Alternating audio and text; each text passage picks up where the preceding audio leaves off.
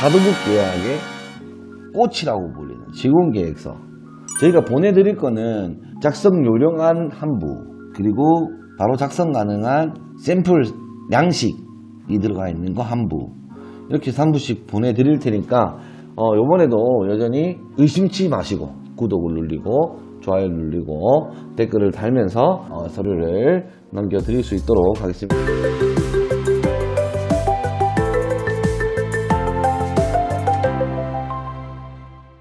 자, 안녕하십니까. 미치야 미친다 강성현 아키노TV 박 대표입니다. 반갑습니다.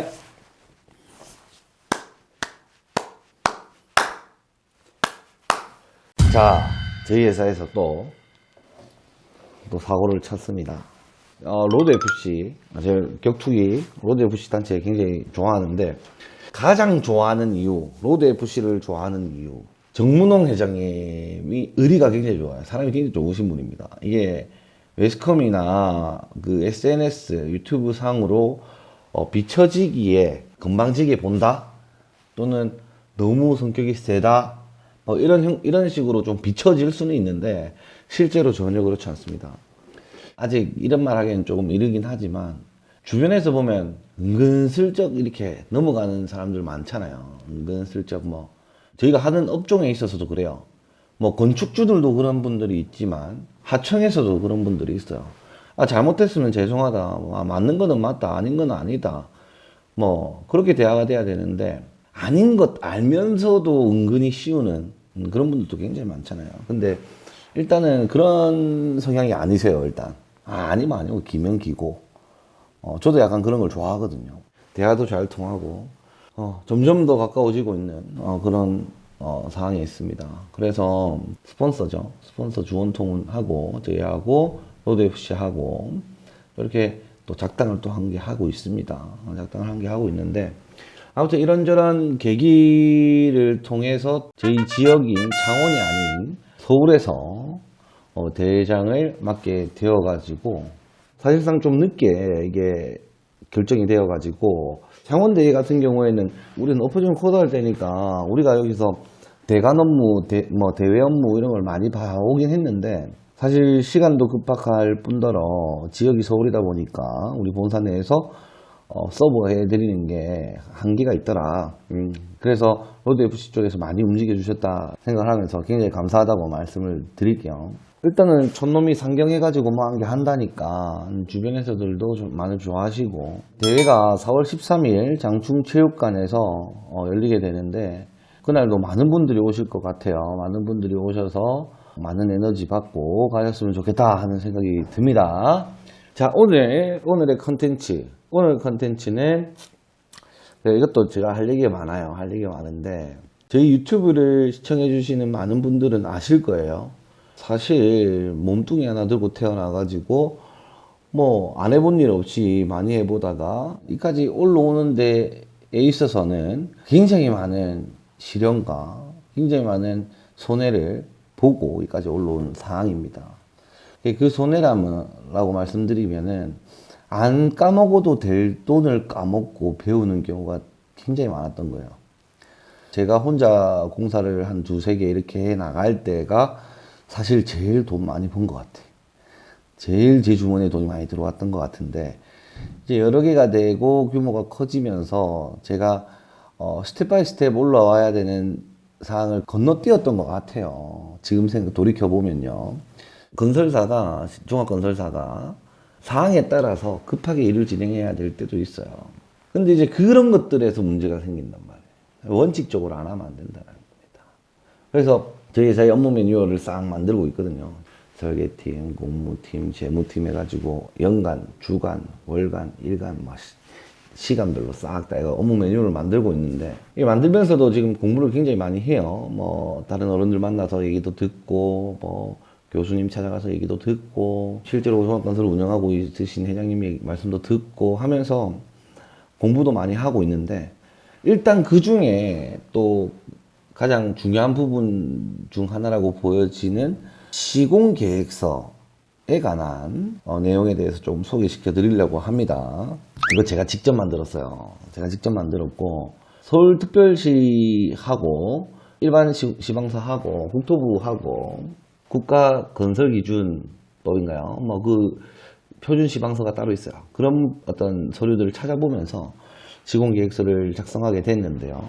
물론 시공계획서가 굉장히 꼼꼼한 것도 있고 계략적인 것도 있을 수 있어요. 근데 저희 회사에 맞게끔 필요 없는 건 제끼고 딱 필요 있는 거 이거 알짜배기들만 딱 모아가지고 시공계획서를 만들었어요. 이렇게 만들었던 이유는 딴 거 없어요.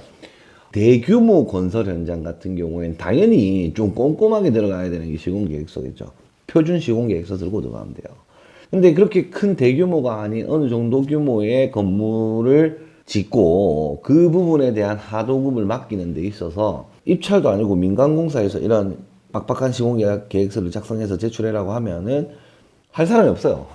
그래서 뺄 건 빼고 우리의 적합하게 딱 필요한 것만 이것만 있으면 충분하다 하는 정도만 시공계획서를 만들어서 저희 본사에서 하도급 계약을 하고 이 시공계획서를 제출 수령받고 있는 상황에 있습니다. 굉장히 중요한 부분이에요. 굉장히 중요한 부분입니다. 그냥 넘겨짓고 그만 하시다 그만 계약하시 이래가 될 게 아니라고 얘기. 그래서 계약은 하더라도 시공계획서를 제출할 수 있게끔 해야 되고 시공계획서를 제출하고 7일 이내로 본사에서 승인해 줘야 되고 거기에 보면은 뭐 인원 투입 계획이라든지 장비 사용 계획이라든지 면허증이 있으면 면허증이라든지 아니면 그 보험 증서라든지 이런 것들 다 여기 첨부해서 저희한테 넘겨주고 저희가 공사 기간이 너무 길다 그러면 이걸 줄여라 또는 이 부분의 공정이 중첩된다 이거 빼라 해서 이게 수정 보완 요청을 하고 변경해서 올릴 수 있도록 진행을 하고 있습니다. 그래서 그 기본이 되는 하도급 계약의 꽃이라고 불리는 시공계획서 이게 꼭 필요합니다. 지금 작게 운영하고 있는 건설회사에서는 저 같은 실수를 하지 마세요. 사실 제가 알았더라면 제가 아직 무지하기 때문에 제가 알았더라면 좀 더 빨리 시행을 했을 텐데 제가 모르고 있었고 요번에 이제 정리하고 계획하면서 이걸 도입하게 된 내용입니다. 한번 설명을 한번 드려보도록 하겠습니다. 자 보시면 시공계획서입니다. 시공계획서고 이게 제출용이라고 되어 있죠. 이게 두 부를 만들었습니다. 첫 번째가 작성 요령, 두 번째가 제출용. 우리의 의도에 대해서 정확하게 알려줘야 되는 사항이고 서로 커뮤니케이션이 안 되는 상황에서 서류를 주고받으면 그 서류 자체는 의미 없는 서류가 되기 때문에 작성 요령에 대해서 이미 양식을 만들어 뒀습니다. 그래서 그거를 벤치마킹 해가지고 제출용에다가 작성해 주시면 된다라는 내용입니다. 그래서 보시면 구성, 작성 요령의 구성, 작성 방법, 작성 예시, 그리고 참고사항 있고요. 그리고 일반 기준, 일반 사항. 자, 시공장 하도급 업체.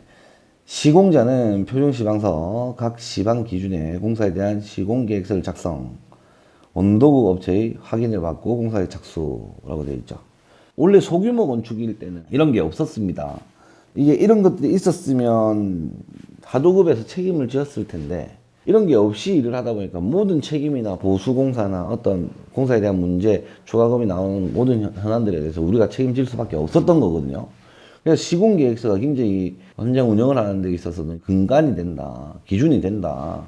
저는 생각이 돼요. 감독자는 시공자로부터 공사 시방 기준에 따른 시공계획서를 공사 착수 전에 수령하여 이를 검토한 후 7일 이내에 승인한 후에 시공토로 가야 한다. 라고 되어 있습니다. 자, 시공계획서 대상 공정은 골조, 전기, 설비, 토목, 금속, 창호 정도가 될 것 같아요. 시공계획서는 현장 설명이 이루어지고 업체 선정 및 계약이 이루어지고 그런 다음에 시공계획서를 제출하게 됩니다.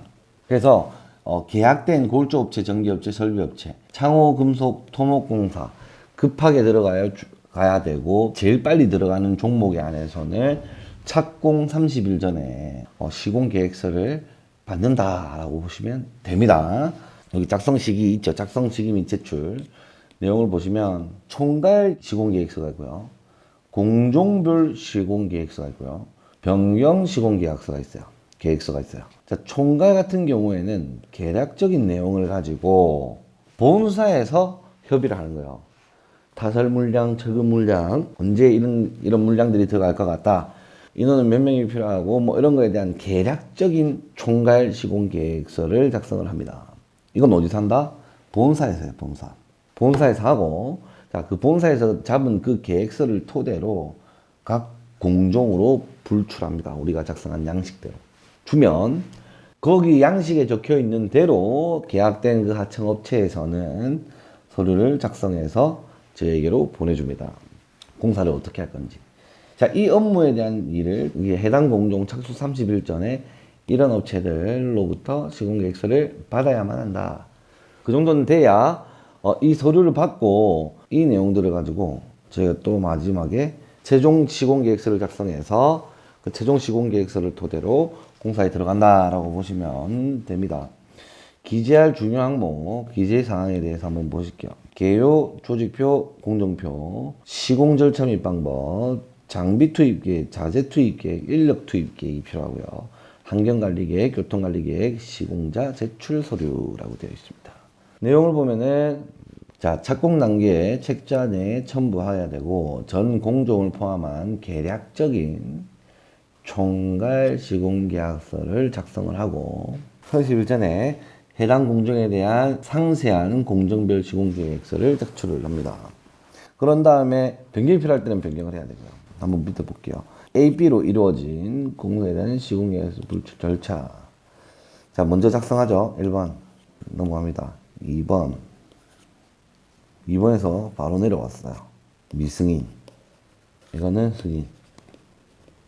자, 미승인 된 내용은 이렇게 변경해가지고 시공도서 참조해가지고 서류를 제출하게 돼 있다라고 보시면 됩니다. 자, 그리고 공사 개요부터 보면 우리가 흔히 말하는 공사 개요고요. 그리고 현장 조직표. 자, 요 부분과 요 부분 나눠져 있는데 요 부분은 원도급, 요거는 하도급에서 이런 서류를 작성해서 제출을 하여야 하는데 현장 대리인이 누군지, 현장 소장이 누군지, 공사 분야, 공무 분야, 품질 분야, 안전 분야에 대한 총책임자가 누구인지에 대해서 알려주는 교직표입니다. 그리고 세부 공정을 보면은 총괄 계획이 들어가요. 여기는 지금 필요 없고 하도급 줄 때는 이거는 본사에서 하는 겁니다. 그리고 해당 공종의 세부 공종 이걸 작성해 주죠. 창호면 창호, 설비면 설비, 구조면 구조. 굉장히 상세해요. 공정표가 상당히 상세하다. 보시면 됩니다. 자, 그리고 시간대별 작업 순서. 아침에 몇 시에 출근해서 몇 시에는 뭘 하고, 언제는 안전계획 수립하고, 안전구호 외치고, 몇 시에는 공사 시작하고, 언제 중차 먹고, 언제 점심 먹고, 막 하는 내용들이 담겨있는 시간적 작업 순서도입니다. 절차 및 방법. 이 부분이 중요하죠. 뭐, 예를 들어 기초공사다 하면은 터파기,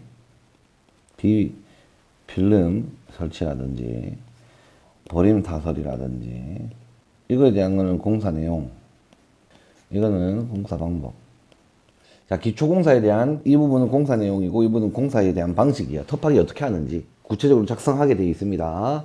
주요 공정의 현황, 하도급 업체에 한 부씩 이렇게 날아간단 말이에요. 골조, 창호, 설비, 전기, 금속 이런 식으로 날아간다고. 그래서 이 칸이 두 개가 안 돼요. 한 개로 됩니다. 근데 최종 시공 계획서에는 뭐 이렇게 막 이렇게 또 생기겠죠. 칸이 줄줄줄 이렇게. 주요 장비 투입 계획, 말 그대로 주요 장비 투입 계획이고요.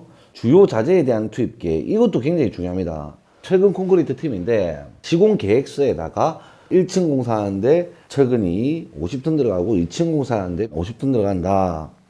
그래서 1층 공사하기 전에는 최소 한 55톤 정도는 들어와 있으면 좋겠다. 뭐 이런 지지로 여기 반입 요청 예정일이 있어요. 반입 요청. 이날 반입 요청을 해서 이날 공사를 시작하는 거예요.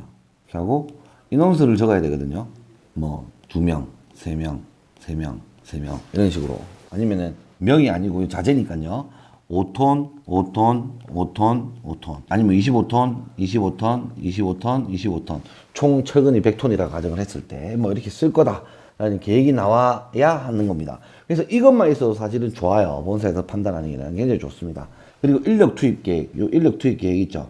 우리는 공사 대금이 1억이고 1억에 대한 증거 서류로 뭐 부가세 및 뭐 이거 빼고 나서 실제 순 공사비로 들어가는 비용은 8천만 원이다 라고 얘기를 했으면 그 8천만 원치를 어떻게 쓰는지, 인력 구성을 어떻게 할 건지, 상주하는 인원은 누군지, 계속 바뀔 사람은 누군지에 대해서 작성하게 돼 있는 겁니다. 그래서 우리가 이걸 체크를 하고 마지막에 정산할 때 할 얘기 있으면 해야 되죠.